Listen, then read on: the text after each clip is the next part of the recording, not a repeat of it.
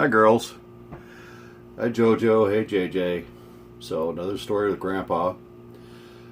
This one's called The Dirty Cowboy by Amy Timberlake, and Adam Rex drew all the pictures for us. So, The Dirty Cowboy. Wonder what they mean by dirty. Okay. Opening page. Okay.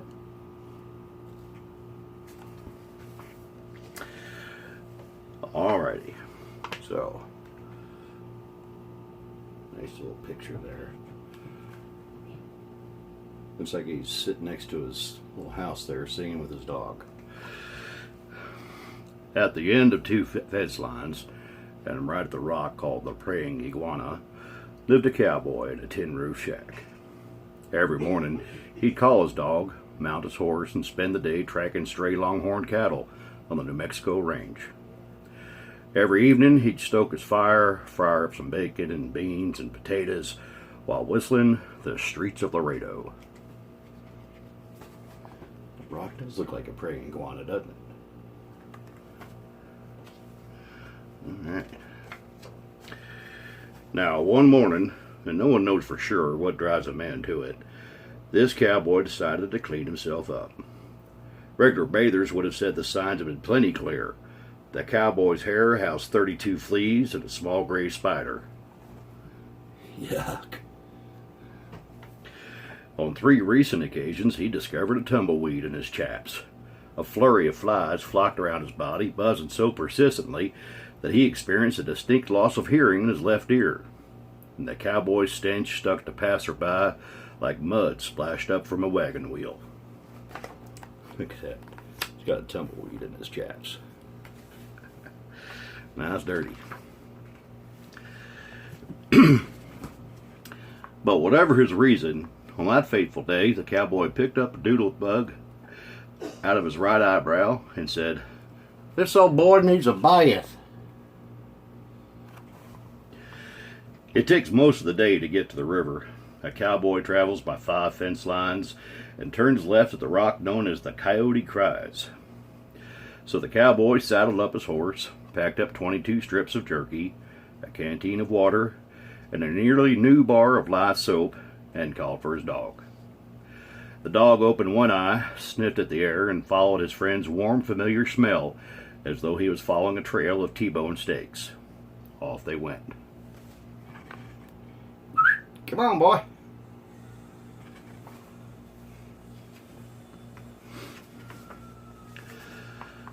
A long, rambling ride later, the river came into view. It was a sight for sore eyes. The river idled around red boulders, and an afternoon sun spangled the water copper and gold.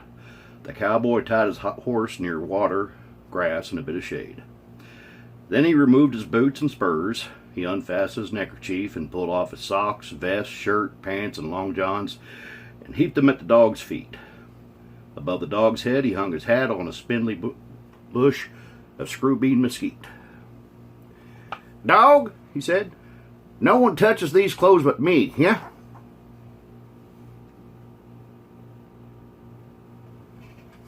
Well, he's got to have his clothes when he's done, right? All right, sure. That sounds perfectly. Then yelling, "Woo-hoo-wee!" the cowboy ran naked as a newborn pack rat straight into the water. He scrubbed his face, his nose, his eyebrows. He lathered his arms. He lathered his legs. He soaped under his knees into his armpits and over his belly. He buffed his toenails so they shone like little moons. He washed behind his ears, around his elbows, and across his Adam's apple. He sang songs about rivers flowing, cattle lowing, and cowboys crowing. Water spurted between his teeth and slapped under his hands. Ah! Boy, he's just having a good old time there taking a bath, ain't he?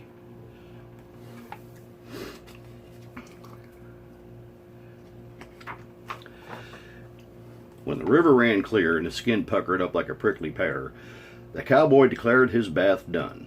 He shook himself off and went to get his clothes. Maybe his duds could use a little soaping too.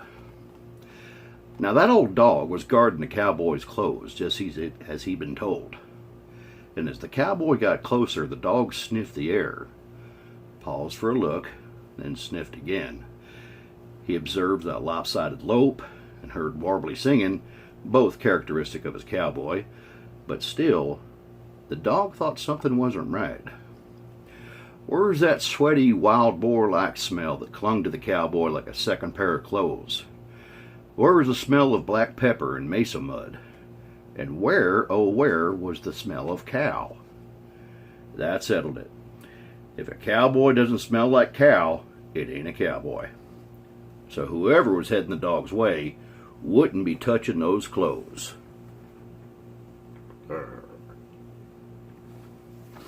Uh-oh. You can see where this is going, can't you? This is going to be trouble. Said the dog, baring both his teeth. Come on, dog, said the boy, chuckling. Give me my duds. Said the dog, backing up until he was squatted atop the filthy heap. The cowboy laughed again, reached for his pants, a corner of which stuck out from under the dog's paw. The dog took a jump for the cowboy's arm. The cowboy leaped back, tripped over a rock, somersaulted, and splashed into the river at the horse's feet. Said the horse, rearing bug-eyed and tripping aside to watch the cowboy and dog warily. That's about as funny as a kick in the behind with a sharp-toed boot, the cowboy mumbled to himself. He didn't think that was funny at all. I think he's in a spot here. Dog, said the cowboy, running off his chin, and as he pulled himself out of the river, you get. He pointed to a pile of rocks far in the distance that looked like a giant horned toad. Said the dog, raising his head. You heard me, said the cowboy. Get. Said the dog for emphasis. Nothing the cowboy said or did could convince the dog of the cowboy's identity. The dog refused to budge from atop the clothes. The cowboy picked up a stick and threw it. Fetch, he said. The dog and the cowboy watched the stick land with a thud a good 10 feet away. The cowboy put his hands on his hips and called the dog by his full name. Eustace Shackleford, Montana. The dog turned around in the pile of clothes and lay down. Oh, this is getting to be a problem for this cowboy. The cowboy sang the dog's favorite ballad, Biscuits, a Fire, and a Mexico Moon. The dog joined in with the howl during the chorus, but raised his hackles when the cowboy made a grab for the clothes. Finally, when the cowboy noticed the lowering sun getting stuck in the tines of a saguaro cactus, he decided it was time for action. He'd wrestle that dog till the dog plain gave up. Heck, the dog only had 2 teeth. Okay. We're going to get that close.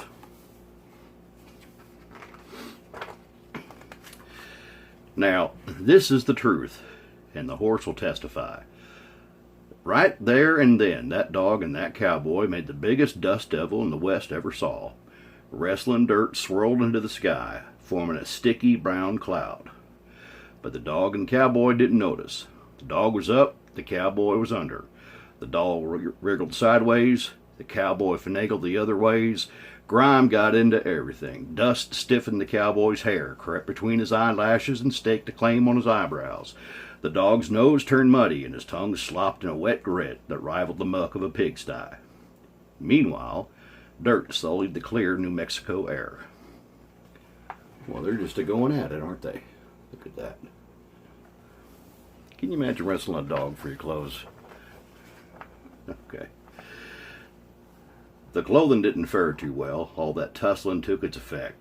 First, the stitching started to give, then the buttons popped, and then thread on thread gave way with a ripping sound like a creaking before thunder. Pretty soon that dust devil filled with color, long john red, neckerchief yellow, sock blue, and even fancy vest purple. Why, it almost looked like a smudgy rainbow. Finally, the cowboy and the dog found themselves squared off over the shirt. The dog had the back of the shirt, the cowboy had the right arm, and they were pulling each other in circles, tugging this way and that. Give me the dog, give me the shirt, dog.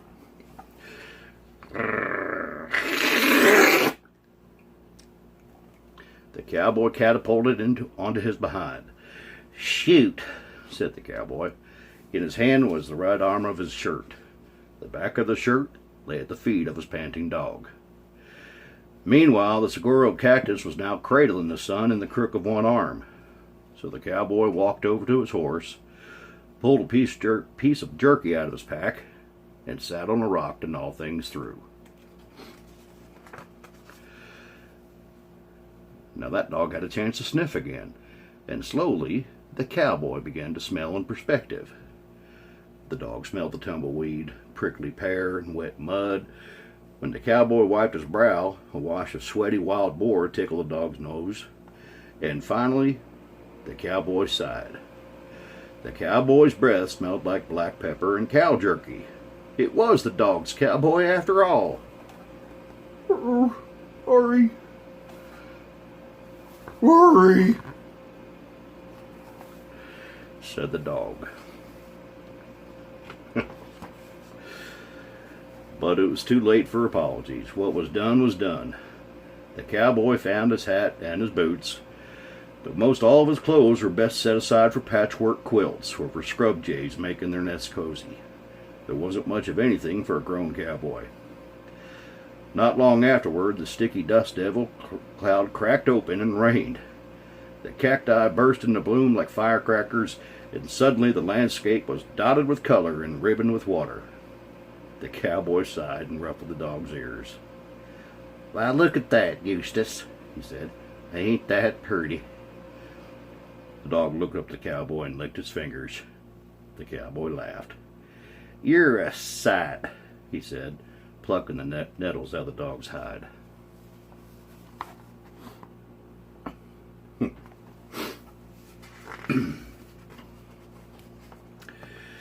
The story goes that the cowboy walked home, bare as a shorn sheep, from the river to his tin roof shack. He wore his boots and hat, but otherwise he was naked as a nickel. The horse, skittish after all that wrangling, was led by his bridle. The dog trotted at the cowboy's side, hoping for jerky handouts. The rain fell the whole way home. The rainwater was so grimy, the fresh soaking didn't clean off the wrestling dirt at all. But as the cowboy looked up into that dust devil sky, he had an idea. Next year's bath, he'd bring a bristle brush.